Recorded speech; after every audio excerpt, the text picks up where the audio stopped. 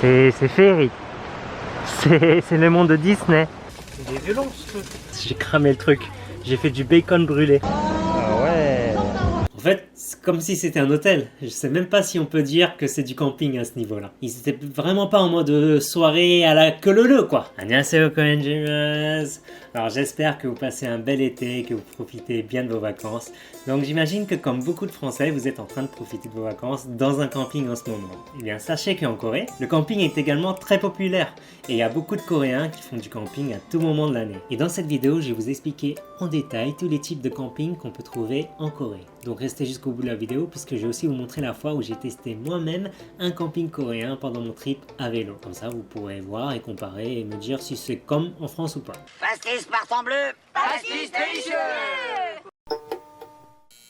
Alors lorsqu'on évoque la Corée, on pense surtout aux grands buildings, à la densité de population, à la technologie, à la ville de Séoul en fait. Mais il faut savoir que la Corée c'est composé à 70% de montagnes. Et avec ses parcs nationaux, ses îles et ses plages, c'est un des meilleurs endroits pour faire du camping et apprécier la nature. Et même sans sortir de Séoul, on peut en fait déjà faire du camping puisque quand il commence à faire chaud, il y a beaucoup de Coréens qui vont sur les bords de la rivière Han et puis ils plantent tous leur tente. Et ils se posent, ils font un pique-nique entre amis ou en famille. C'est gratuit, tout le monde peut le faire. Mais par contre, on ne peut pas rester la nuit. Donc quand il commence à se faire tard, les Coréens emballent leurs affaires en jetant leurs détritus et rentrent chez eux. Mais par contre, si vous voulez y passer la nuit, il y a plein d'options. Pour les aventuriers, vous pouvez faire du camping sauvage. C'est-à-dire que vous achetez votre propre tente et puis que vous la plantez dans la nature et que vous passez la nuit à la belle étoile.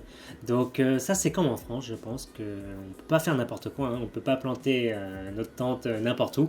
Donc on va pas se mettre sur les bords de l'autoroute, on va pas se mettre dans le jardin d'une maison d'un joshi. Enfin, il faut faire attention, on peut pas faire n'importe quoi. Mais au fond de la nature, sur les berges de la rivière par exemple, vous pourrez trouver des endroits où vous pourrez bivouaquer gratuitement.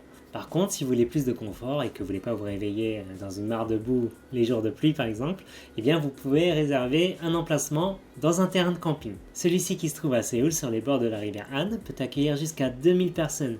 Et en général, les terrains de camping se divisent en plusieurs parties. Il y a une partie qui s'appelle Free Camping où vous amenez votre propre tente et vous pouvez y rester pour la nuit. Après, Free Camping ça veut pas dire c'est gratuit, ça coûte environ 10 € la nuit pour un emplacement de 4 personnes. Donc c'est pas cher du tout, donc il faut réserver vachement à l'avance parce que sinon tout est complet. Donc là pour l'été on oublie, c'est fini, c'est déjà réservé depuis longtemps. Dans d'autres campings, on peut parfois en fait garer directement sa voiture ou son camping-car dans un emplacement et c'est ce qu'on appelle en fait des auto-camping. Et vous pouvez ensuite installer votre tente sur cette plateforme à côté de votre voiture et il y a même des prises de courant qui sont connectées. Et pour les auto-camping, ça coûte environ 20 € mais les prix peuvent varier selon les campings. Si vous n'avez pas de matériel ou pas de tente, il existe des campings qui vous louent du matériel. Donc ils vous louent une tente, des sacs de couchage, tout ce qu'il faut et vous avez juste à vous installer. Donc ça coûte un peu plus cher, vous pouvez en trouver entre 40 et 60 €. Et par rapport aux commodités, pour tous les campings, vous trouverez toujours la même chose. Et par ici, tout le reste est partagé. Donc on a une cuisine. Vous voyez, on a une cuisine par ici. C'est plus des éviers pour nettoyer. Ah, on a quand même un micro-ondes. Vous voyez, par exemple, ici, il y a la douche.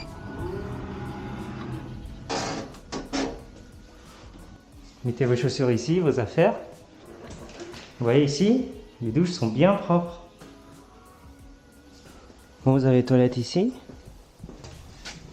Non, pas trop dégueulasse. C'est plutôt propre, j'ai moi-même testé, j'ai bien testé, c'est plutôt propre. Dans certains campings, vous avez du wifi, dans la plupart des campings, je pense. On est en Corée quand même. Vous trouverez toujours des tables de pique-nique ou bien un barbecue et puis des points de commerce comme des supérettes pour acheter de quoi manger ou bien aussi acheter du charbon de bois par exemple. Donc parfois en pleine nature, il n'y a rien autour, il n'y a même pas de supérette. Donc il faut avoir la voiture. Dans le cas où vous voulez avoir plus de confort et ne pas dormir dans une tente, eh bien vous avez aussi l'option de la caravane ou du mobil-home. Donc ça aussi vous en avez pour tous les goûts. Vous avez la caravane de base, une caravane de luxe, les caravanes à thème aussi. Vraiment il y a de tout. Et pareil dans les caravanes, vous pouvez à la fois avoir des toilettes, une douche, une cuisine, la télé, ou bien pas du tout. Tout dépend du prix. C'est vraiment très varié. Et la dernière option qui est extrêmement tendance en Corée, c'est le glamping. Donc le glamping, c'est un jeu de mots entre glamour et camping. donc glamping. Et en gros, c'est du camping 5 étoiles. Tapez juste glamping en coréen sur Instagram et vous allez trouver plein de photos de logements insolites et extravagants, des tipis, des yurts, des cabanes en forme de cube. Et puis surtout à l'intérieur, c'est le grand luxe. Télé, toilettes, salle de bain individuelle et puis même des serviettes avec du shampoing, vous avez vraiment tout. On y trouve vraiment toutes les commodités nécessaires pour passer un agréable séjour. En fait, c'est comme si c'était un hôtel. Je sais même pas si on peut dire que c'est du camping à ce niveau-là. Et en termes de prix, on est plus entre du 100, 200 euros, voire même plus, hein, ça dépend des glampings. Il y en a, c'est vraiment des trucs de luxe à 200, 300 euros, hein, on peut trouver vraiment de tout. Après, si vous y allez à 3, 4, c'est pas cher au final, vu que vous payez que 25 euros par personne. Donc je trouve que ça va. En termes d'infrastructure et services, vous allez être aussi comblé puisqu'il y a plein d'activités à faire. Donc parfois vous allez trouver des piscines, parfois des cafés, des restaurants, et puis si le camping est au bord de la rivière, vous allez aussi trouver des jeux aquatiques, du wakeboard, du bateau, enfin vous pourrez faire trop de trucs. Alors la base du camping en Corée est plutôt similaire au camping en France, hein, c'est-à-dire on séjourne en plein air, soit dans une tente, soit dans un camping-car ou dans une caravane. Mais la différence que j'ai pu voir de mon expérience pour le moment, c'est plutôt l'ambiance et les personnes. Bon, peut-être parce qu'on était en période de pandémie aussi, mais j'ai pas senti vraiment les Coréens super sociables, se mélanger entre eux. Ils étaient vraiment en mode séparé, ils venaient entre groupes. Ils étaient vraiment pas en mode soirée à la queue leu quoi.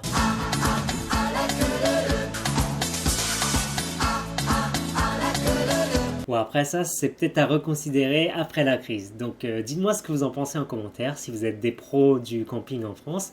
Dites-moi si vous y avez vu des similitudes ou bien si c'est complètement différent. Ah si, il y a une grosse différence. J'ai bien cherché et en fait en Corée, il n'y a pas de camping naturiste. C'est un retour à la nature, une philosophie et une manière d'être. Là, on est tous à poil et puis il y a un qui a une verrue là, il y a un qui... Tout le monde s'en fout en fait. Dommage, hein. Et aussi, ils boivent pas de pastis pendant l'apéro. Et ça, je vous le montrerai dans une autre vidéo. En tout cas, le camping en Corée a été très agréable pour moi. Vous allez voir ça dans la suite du vlog et puis dans mes autres vidéos, hein. Il me reste plus qu'à tester le camping pendant d'autres saisons. Et puis ça me donne une autre raison d'apprécier encore la vie en Corée. J'ai créé un article sur mon blog avec les adresses des campings que j'ai visités. Donc si ça vous dit d'aller faire un tour, hein, vous pouvez cliquer dans la barre de description. Et je vous montre maintenant ma première expérience dans un camping coréen qui est en fait la suite du premier épisode de la semaine dernière de mon voyage à vélo. Ça s'appelle The Dreamping. Dream Camping. Alors, il y en a qui viennent en voiture. Vous voyez, le campus, il est énorme. C'est un gros camping. Il y a des caravanes, il y a des tentes, il y a des cabanes, il y a de tout. Et la nuit, c'est archi beau. On va aller voir ça. Faut faire le check-in ici. 카페에 가시면 음료 30% 할인돼 있고요. 아, 네네. 감사합니다. 1톤이랑 분리수거 네네. 내셔야 되는데 네. 아, 분리수거 네네네. 주시면 되고요. 쉬세요. 네. Et regardez les caravanes. C'est pas trop mignon?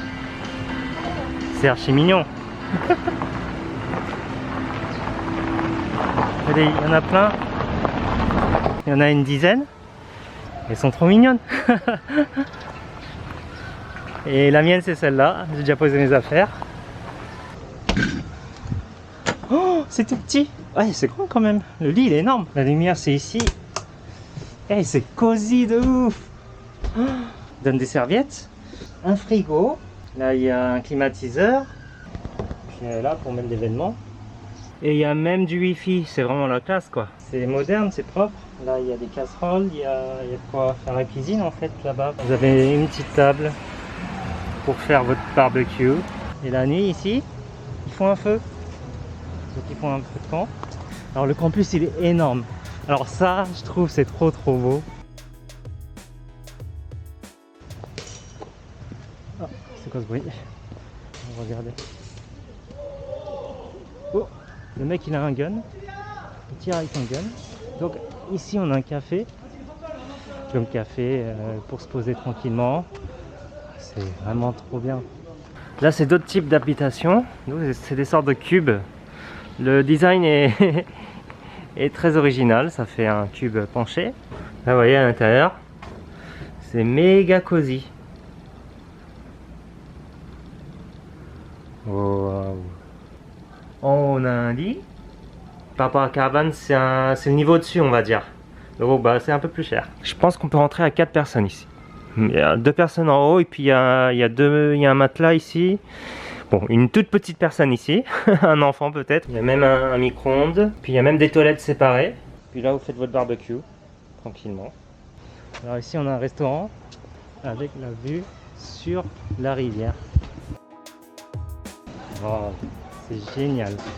Franchement, c'est génial. Regardez. Là, on se pose tranquille sur les sortes de canapés là. Alors ici, on a les tentes. Les tentes, très sympa aussi. Regardez l'intérieur. Alors je sais pas ce que vous en pensez, mais moi je suis comme un fou là. Je suis comme un fou, je trouve ça génial. Là ils sont tous en famille, hein. Vous commencez à faire à manger. Ça sent bon. Il n'y a plus qu'à profiter en fait. Il y a des activités nautiques à faire, alors ça il faut que je fasse aussi. On peut faire de l'escalade. Oh, ça a l'air stylé.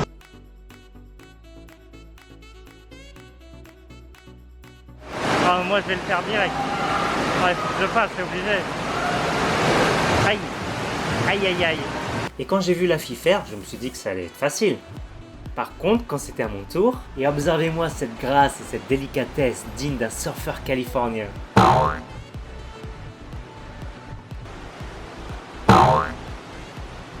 je me suis fait mal au cou. Ça fait mal ce truc. Ça serait énorme que je puisse plus faire du vélo à cause du surf. Bah, je suis allé faire un tour en vélo, puis je me suis blessé en surf. Bon, je vais filer ma caméra. Je pense qu'il va faire un truc plus stylé, hein.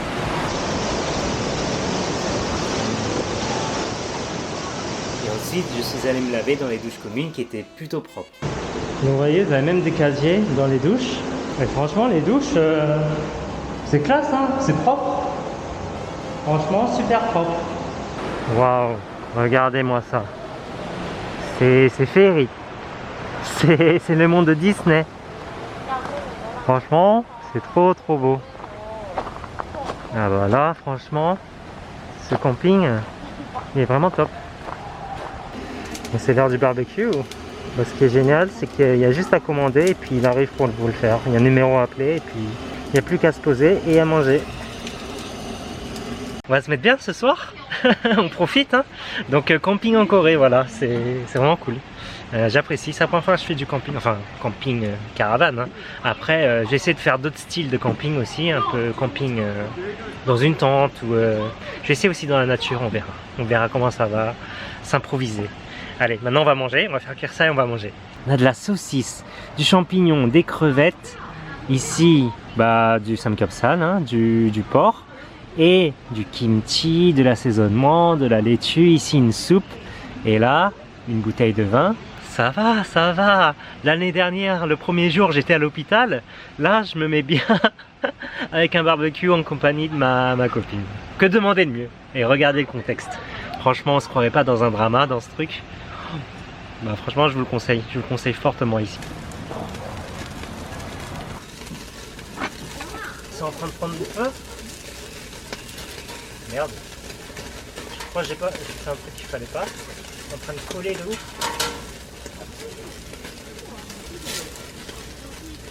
Il est violent ce truc. J'ai cramé le truc. J'ai fait du bacon brûlé. Bon bah, c'est pas grave. On va manger ça quand même.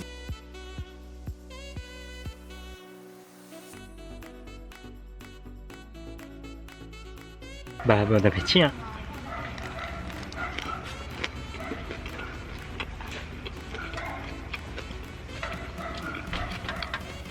Al dente, comme d'habitude. Trop bon.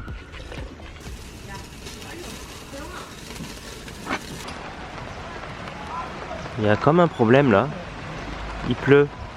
Bah je fais comment moi du coup? Je devais faire du jet ski et puis reprendre la route. Bon, on va quand même essayer de profiter comme on peut du camping. Donc on va aller déjeuner. Bon, il n'y a pas grand monde, hein. Je comprends, avec un temps pareil. Voilà, la vue elle est exceptionnelle. C'est juste dommage qu'il pleuve. Alors à la base, j'avais prévu de faire du jet ski ou du bateau là-bas. Maintenant, il faut que je trouve une autre solution. Bon, faut de quoi se consoler quand même durant ce temps pluvieux. Hein. Allez, on va bien manger quand même. Ça y est, les plats sont arrivés. Ça c'est super bon. Galbitang. Donc c'est un ragoût de côte de bœuf. Puis les condiments. Et puis des nouilles. Donc très léger pour un déjeuner. Bon bah en attendant que la pluie s'arrête, un petit tour au café shop du coin.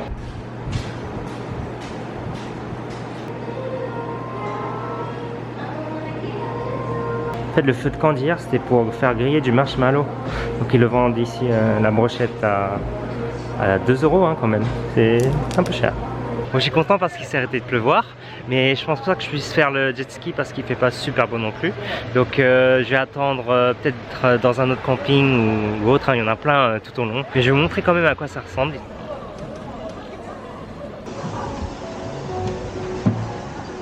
En fait, c'est super cool, on peut prendre son café, on peut manger ici. Alors le wakeboard ça coûte 20 € à la base, mais après si vous venez entre 6h et 9h du matin, bah, ça coûte 12 €. Oh ça va. Vous n'êtes pas obligé de ramener vos combinaisons. Si vous n'en avez pas, vous pouvez les louer à 8 €. Même s'il pleut en fait, on peut quand même en faire. Donc là il y a un groupe qui prenait un cours.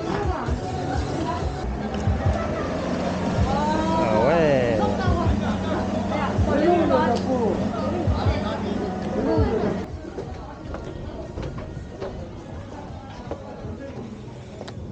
C'est la classe ici. On est bien calé ici. On peut faire bronzette. Waouh. Là franchement on est posé là.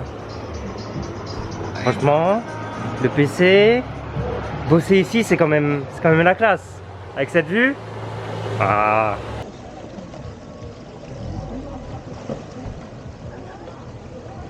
Bon, bah, je pense que je suis prêt pour repartir. Bye the Dreamping, the Crane Dreamping. Et je repris donc la route malgré le mauvais temps. Si vous avez aimé cet épisode, je vous invite à mettre un pouce bleu et à vous abonner sur la chaîne car je peux vous dire que vous adorez les prochains épisodes. Je vous donne donc rendez-vous la semaine prochaine pour la suite du voyage avec de nouveaux paysages magnifiques et je vous présenterai d'autres campings encore plus fous où j'ai pu cette fois faire du vrai wakeboard avec toujours la même agilité et la même classe. Et en attendant, passez de bonnes vacances et à la semaine prochaine. Annyeong!